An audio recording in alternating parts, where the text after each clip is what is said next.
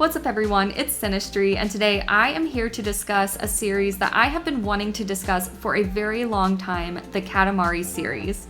Katamari Forever was my first ever Katamari game, and it is my #1 comfort game of all time, so I have been dying to discuss why this series needs a new mainline game that is a sequel to Katamari Forever. The day after this video goes out is actually my birthday, so I thought this was a great opportunity to discuss this game and why it is so special, especially since this game has now been around in my life for half of my lifespan. We're going to discuss all of the elements that make this series and specifically Katamari Forever so special, but before we do, make sure to like and subscribe so I know that you enjoy this content. But now let's dive in and discuss the gameplay of Katamari. If you're unfamiliar with the Katamari series, the gameplay concept is pretty simple. Your character rolls around a large ball, which is called the Katamari, which can actually cling to different objects in the environment if they are smaller than it.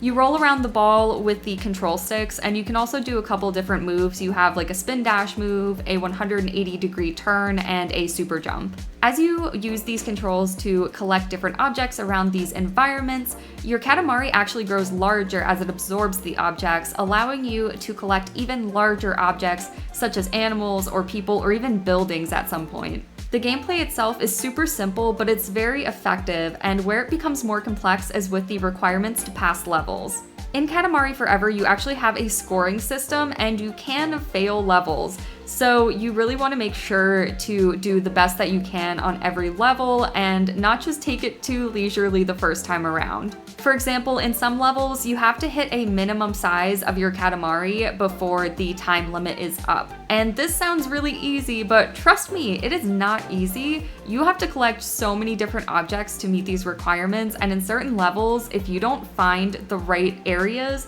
to travel around and collect objects, you are going to have such a hard time passing these levels. In another type of level, you have unlimited time to grow as close as possible to a specific size, which number one, you can't track your progress with like any kind of number, like there's no gauge to see how close you are. You have to eyeball this, and you are only given a reference at the very beginning of the level, so you gotta like mentally make that like impression into your mind, because otherwise you are going to be super far off, and trust me, these are very difficult levels. Another type of level might require you to collect certain objects, so you might need to collect objects related to constellations or expensive objects. There's even a level called Cow or Bear where you have to collect a cow or a bear. Sounds easy, right? Except no, it's not, because there are lots of objects in the environment that are like cow or bear themed, which also count as cows and bears. And to get the best score, you have to collect the largest cow or bear. So you have to navigate through these levels, avoiding all other cows or bears, because you only get one, and then you have to roll up the biggest one, which is just very difficult. Now let's say that you lose a level. Well, in Katamari Forever, you are teleported to a mini game where you have to avoid raining rocks. Yes, they are huge rocks that rain down from the sky, and then as they hit the ground, they like break into other rocks. You have to avoid all of these, and if you get hit, I think like 3 times, it's minigame over and you can restart or you can quit. Now, hearing all of this about the gameplay, you might think, this isn't too complex. Why haven't any other companies made Katamari, rip-offs or like Katamari-inspired games? Unfortunately, that is because Katamari has a patent. So you actually cannot make a Katamari like rip-off or Katamari-inspired game using the like objects cling to a ball mechanic, because that is actually patented and you can get sued. This is why I really need a new game in this franchise, because there is no way that any other company can just go and make a Katamari game. I need it from Bandai Namco, and sadly, I don't know if I'm going to get it. But enough about the gameplay and the patent and all of those unfortunate things. Let's move on and discuss something that I love about the Katamari games, which is the art. The Katamari games are known for their very lush environments within the levels. So for example, you may have to roll up a gingerbread house that is life-size and has all different kinds of decorations. You might have to roll up an underwater sea with tons of different underwater creatures and debris and other things.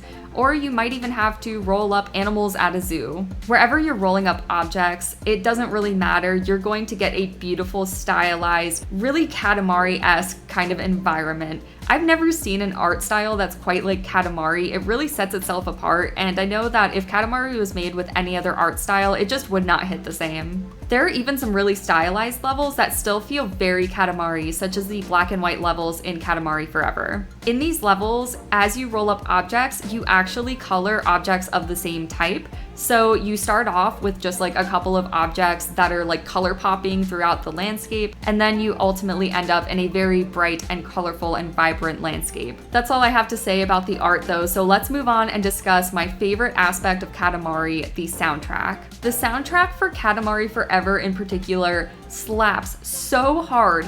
Honestly, I have never heard another soundtrack that just hits in this kind of way, and I think it's because it hits so many different genres across the spectrum. You have really chill songs, you have girl rock band songs, you have Japanese rap, you have like all different kinds of music. There's literally something for any mood within the Katamari Forever OST. What's really cool too is a lot of these songs are remixes of older Katamari songs, but in my opinion, they are the definitive versions. Really, whether you're like working, studying, cleaning, cooking, driving, or doing anything else, you should really consider putting on the Katamari Forever soundtrack in the background, because I guarantee it will make whatever you're doing much less boring. You will be having a blast and it'll go by so quickly. If we ever do get another Katamari game in the future, a new one, we need a Katamari Forever level soundtrack. We cannot go backwards from this. We need to keep the momentum up, and we need another hype soundtrack.